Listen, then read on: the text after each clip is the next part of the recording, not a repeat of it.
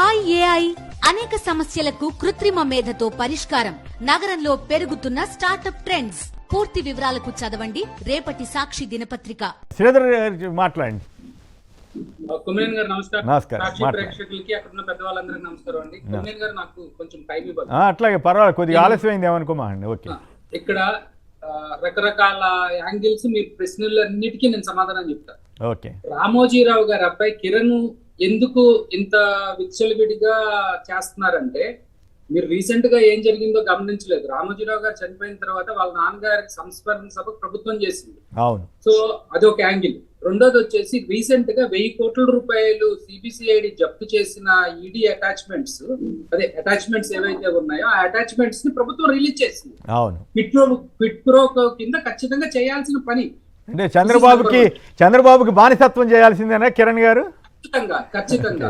తర్వాత ఇంకోటి ఏంటంటే, ఆంధ్రజ్యోతి రాధాకృష్ణ గారికి, బిఆర్ నాయుడు గారికి, రామోజీ గారి అబ్బాయి కిరణ్ కుమార్ గారికి, ఇప్పుడు వీళ్ళ ముగ్గురికి కూడా మీడియా ఆధిపత్య పెత్తనం, లేకపోతేనేమో కుల పెద్ద పెత్తనం కావాలి. ఈ పెద్ద పెత్తనం కోసం చంద్రబాబు నాయుడు గారి కోసం ఏమైనా చేయడానికి సిద్ధంగా ఉంటారు. సో ఇది ఒక యాంగిల్. రెండోది వచ్చేసేటప్పటికి ఇక్కడ ప్రసాదాల మీద గురించి మాట్లాడేటప్పుడు ప్రతి ఒక్కరు గమనించాల్సింది ఏంటంటే, గత కొన్ని సంవత్సరాలుగా తిరుపతి వెంకటేశ్వర స్వామికి పెట్టే నైవేద్యంలో కొంచెం బయట కొనడం వలన ఎరువులు, రసాయనాలు వేసిన ఉత్పత్తులు వాడుతున్నారని చెప్పి జగన్మోహన్ రెడ్డి గారు, వైవి సుబ్బారెడ్డి గారు కలిసి తీసుకున్న నిర్ణయం ఏంటంటే, 500 ఆవుల్ని, దేశీయ ఆవుల్ని తిరుపతిలో పెంచి వాటి నుంచి వచ్చే పాల నుంచి వచ్చే నెయ్యిని మాత్రమే స్వామివారి నైవేద్యానికి వాడాలని తీర్మానం చేసి 500 ఆవుల్ని పెంచి చేస్తున్నారు. That is number 1.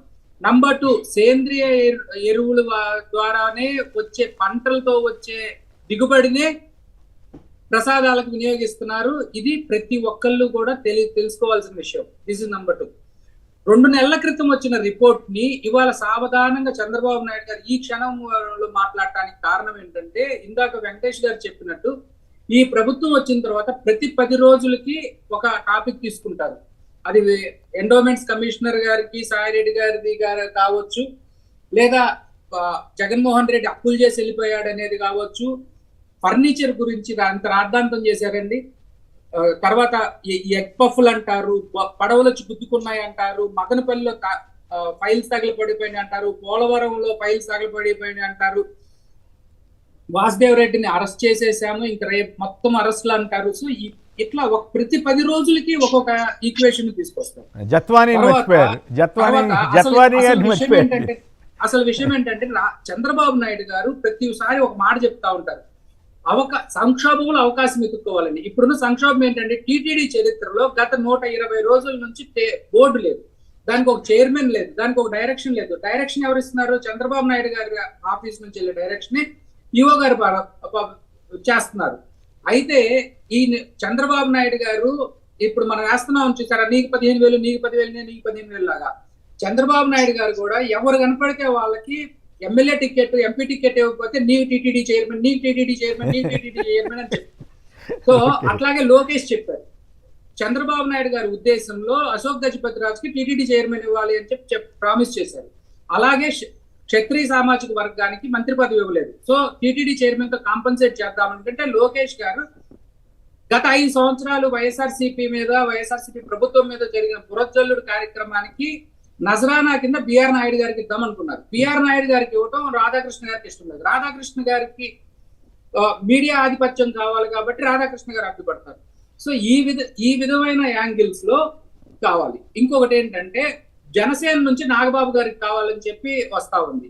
బీజేపీ ఆలోచన ఏంటంటే, మొత్తం దేవాలయాలన్నీ కూడా అటానమస్ బాడీలుగా ఉండాలి, అసలు రాజకీయ పెత్తనం ఉండకూడదని వాళ్ళు.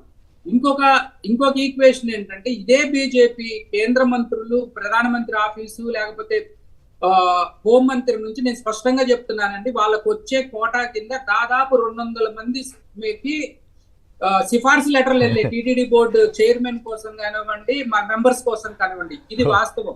సో ఈ ప్రెషర్స్ అన్నిటి మధ్య చంద్రబాబు నాయుడు గారు అందరికీ ప్రామిస్ చేసిన టీటీడీ బోర్డు మెంబర్లు, టీటీడీ బోర్డు చైర్మన్లు, లేకపోతే ఇప్పుడు ఎమ్మెల్యేల కోటా నుంచి కొంతమంది మంత్రి పదవులు ఇవ్వాల.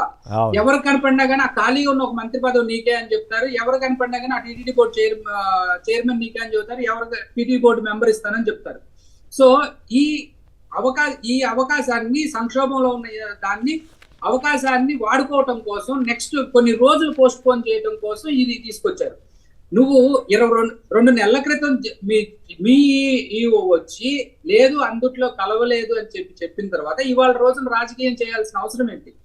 అట్లాగే ఇక్కడ మీరు గమనిస్తే ముఖ్యంగా ఇంకొకటి గమనిస్తే నేను ప్రక్షాళన చేస్తాను అంటున్నాడు. నువ్వు వచ్చి 120 రోజులైంది. నిన్నటి వరకు శ్రీవాణి ట్రస్ట్ లో స్కామ్ జరిగిపోతుంది అన్న వాడివి నువ్వు వచ్చిన రోజున 12వ తారీఖు ప్రమాణ స్వీకారం చేసి 13వ తారీఖు పొద్దున ఎందుకు శ్రీవాణి ట్రస్ట్ టికెట్లు ఆపలేదు? సో ఇవన్నీ కూడా బయటకు రావాల్సిన విషయాలండి. అలాగే ఇప్పుడు ఏదైతే ప్రభుత్వం చేస్తుందో ఈ ప్రభుత్వం 100 రోజులు పాల్గొన్న తప్పించుకోవడం కోసం ప్రజలు రెగ్యులర్ గా కొన్ని స్కీమ్స్ ఉంటాయండి. పెన్షన్లు వైఎస్ఆర్సీపీ ఉన్నప్పుడు కానివ్వండి, గతంలో కానివ్వండి, ప్రతి 3 నెలలకో ప్రతి 6 నెలలకో యాడ్ ఆన్స్ వచ్చాయి. సో మనం జనవరి క్వార్టర్ అంటే జనవరి, ఫిబ్రవరి, మార్చ్ క్వార్టర్ కి ఏప్రిల్ ఫస్ట్ వీక్ లో యాడ్ చేసేవాళ్ళం. అలాగే ఏప్రిల్, మే, జూన్ ది జూలైలో యాడ్ చేసేవాళ్ళం. July, August, September, October first add చేసేవాళ్ళం. దాదాపు ఈ 9 నెలల నుంచి ఎలక్షన్ కోడ్ రావడం కానివ్వండి, కొత్త ప్రభుత్వం వల్ల కానివ్వండి యాడ్ చేయకపోగా దాదాపు ఇప్పటికే 2.5 లక్షలు 3 లక్షల పెన్షన్లు తీసేశారు. ఇప్పుడు కొత్తగా వచ్చే పెన్షన్లకు కూడా 4,000 ఇవ్వాలి కాబట్టి అది తప్పించుకునే ప్రక్రియలో జనాలు అడుగుతారు కదా. సో ఇప్పుడు మేము మంచి ప్రభుత్వం అని చెప్పుకోవటం ఉద్దేశము దీన్ని టైం బయింగ్ టాక్టిక్స్. అలాగే ఈ 100 రోజుల్లో రాష్ట్రానికి జరిగిన డ్యామేజ్ ఇంతవరకు ఏ ముఖ్యమంత్రి ఏ ప్రభుత్వం చేయలేదు. పేదల విద్య కానివ్వండి, పేదల ఆరోగ్యం కానివ్వండి, ఇంటింటికి డాక్టర్ని పంపించి చేసిన కార్యక్రమం ఆగిపోయింది. దానివలన నిన్న నేను కర్నూలు హాస్పిటల్ చూశాను, 3,400 పైగా ఓపీలు రిజిస్టర్ అయినాయండి. సో ఈ విధంగా ఓపీలు రిజిస్టర్ అవుతా ఉంటే ప్రభుత్వం నిద్రపోతా ఉంది. ఉన్న హాస్పిటల్స్ ని గవర్నమెంట్ కాలేజెస్ నేమో అమ్మో ఇద్దామని చెప్పే ప్రక్రియలో తర్వాత ఇక్కడ ముఖ్యంగా ఇంకొకటి ఏంటంటే ఇదే ఎలిగేషన్ చేసిన రోజున ధర్మవరం మున్సిపల్ కమిషనర్ గా సత్యకుమార్ గారు రికమెండేషన్ తో తీసుకొస్తే ఆ కమిషనర్ ని గొడవ చేసి ఇబ్బంది పెట్టి తెలుగుదేశం వాళ్ళు చేశారు. అది ఎక్కడ ఇష్యూ అవుతుందో దాన్ని డైవర్ట్ చేసే టాక్టిక్స్ లో ఇది ఒకటి. అట్లేముందండి, నిన్న రాయచోటిలోనూ ఎక్కడో కొట్టుకున్నారంట, ఏది అన్న క్యాంటీన్ ప్రారంభోత్సవానికి. ఎగ్జాక్ట్లీ అండి. ఇప్పుడు ఇట్లాగే అవన్నీ జరుగుతూనే ఉంటాయి అనుకోండి. రాజకీయ పార్టీలో అట్లాంటివి కొన్ని జరగవచ్చు, కానీ ఈ ఒక ప్రభుత్వం రికమెండ్ చేసినటువంటి అపాయింట్ చేసినటువంటి కమిషనర్ని నువ్వు రావడానికి వీల్లేదని అధికార పార్టీ చెప్పడం అనేది నేను ఎప్పుడు చూడలేదు. అట్లాగే వేమూరులో అంటే ఈ అధికారుల పట్ల ఈ ప్రభుత్వం ఎలా ఉందంటే పోలీస్ అధికారిని చొక్కా పట్టుకొని ఒక కార్యకర్త నిలదీస్తాడు. జేసీ ప్రభాకర్ రెడ్డి గారికి వీడియోలో సారీ చెప్పాల్సిన పరిస్థితి ఆఫీసర్స్. అలాగే ఈ ప్రభుత్వం ఎంత ఘోరంగా విఫలమైందంటే అండి, నేను ఎంఏ ఎకనామిక్స్, ఎంఏ పిహెచ్డి చేశాను, లేకపోతే ఆర్థిక శాస్త్రవేత్తని అని చెప్పుకునే చంద్రబాబు నాయుడు 120 రోజులైనా కానీ బడ్జెట్ పెట్టలేని దుస్థితిలో రాష్ట్ర ప్రభుత్వాన్ని తీసుకెళ్లారంటే అధికారులు ఏ విధంగా ఈయన గైడ్ లైన్స్ ఉన్నాయనేది అర్థం చేసుకోవాలి. తర్వాత లా అండ్ ఆర్డర్, ఒక్క నిమిషం అండి, లా అండ్ ఆర్డర్ మాట్లాడారు. ఇంకా లా అండ్ ఆర్డర్ ఏ విధంగా నాశనం చేశారంటే స్వయంగా వాళ్ళ మిత్రపక్షం జనసేన కార్యకర్త, తెలుగుదేశం కార్యకర్త కాళ్ళు పట్టుకునే స్టేజ్ కి తీసుకెళ్లారు. అలాగే మీరు గమనిస్తే హౌసింగ్ అండి, ముఖ్యంగా 13 లక్షల ఇల్లు కన్స్ట్రక్షన్ వేరే స్టేజెస్ లో ఉన్నాయి, కంప్లీట్ అయినాయి కాకుండా వీళ్ళకి మార్చి నుంచి పేమెంట్స్ అందలేదండి.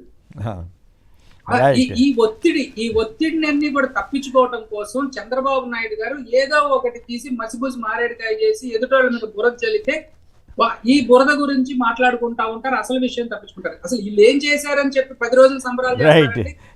చంద్రబాబు గారి పాలన మీద మీరు ఇంకో గంట సేపు అయినా అనర్గళంగా మాట్లాడేట్లు అంత సబ్జెక్ట్ ఇస్తున్నాడు చంద్రబాబు గారు. ఏ మాట కమాట ప్రతిపక్షానికి కానీ ఇంకొకళ్ళకి కానీ అబద్ధాలు చెప్తూనో లేకపోతే ఏదో రకంగా. రైట్.